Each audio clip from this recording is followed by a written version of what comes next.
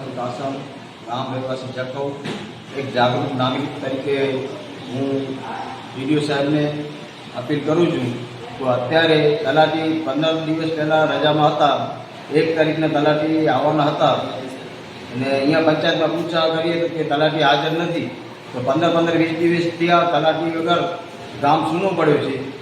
અહીંયા એક ખેડૂતના કામ હોય કે બીજા સ્કૂલના છોકરાઓના કામ હોય, ભરતી કરે સ્કૂલના અત્યારે ચાલુ છે ભરતીનું, બરાબર. એટલે નવા દર્શન માટે આપણે સહી જોઈએ તલાટી સહ મંત્રીની. તલાટી કોઈ હાજર નથી. તલાટીને ફોન કરી અમારા ફોન ઉપાડતા નથી. હવે સ્કૂલમાં છોકરાઓને દાખલ કરવાના તલાટી વગર અમારા છોકરાઓને દાખલ કરવામાં આવતું નથી. હવે કેના પાસે અમે જઈએ સહી સિક્કા કરાવવા?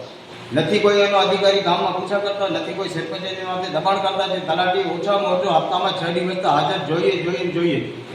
ઘણા ગામ છે. ગામ એવો મોટો છે જખૌ ગામ, એવું નથી કે નાનું ગામ છે. એની અંદર ખેડૂત વિસ્તાર જોવા જઈએ તો 9 ગામોનો તલાટી સહમંત્રીનું 9 ગામોના છે. એક ગામ જખૌ માટે નથી. એના બદલે જે આપણે અધિકારી મૂકવામાં આવે છે તેને અહીંયા રજૂ કરો, હાજર કરો. એ પણ અહીંયા હાજર નથી થતા. નથી કોઈ સહી સિક્કા કરી શકતા. અમને કોઈ કામ હોય તો એ સહી સિક્કા કરવામાં અમને ઘણી તકલીફ પડે છે. કેના પાસે જવું?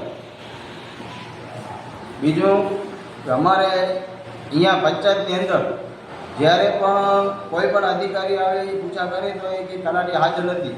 આ એક જખૌ જેવું ગામ એવું છે કે જ્યારે આપણે તલાટીને પૂછા કરીએ તો તલાટી હાજર જ નથી રહેતા.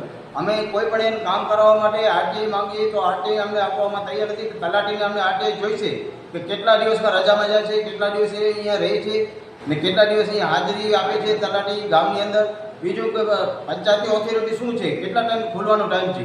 સવારના 9 વાગ્યાથી 5 વાગ્યા સુધી, જ્યાં 5 વાગ્યાથી રાતના 10 વાગ્યા સુધી. એનો પણ અમને કોઈ પણ જવાબ આપવો જોઈએ. બીજું કે આપણે અહીંયા તલાટી છે એની અમને માહિતી જોઈએ કે આ મહિનામાં, આ વર્ષમાં 2024-25માં કેટલા વખત રજામાં ગઈ છે એની અમને માહિતી જોઈએ.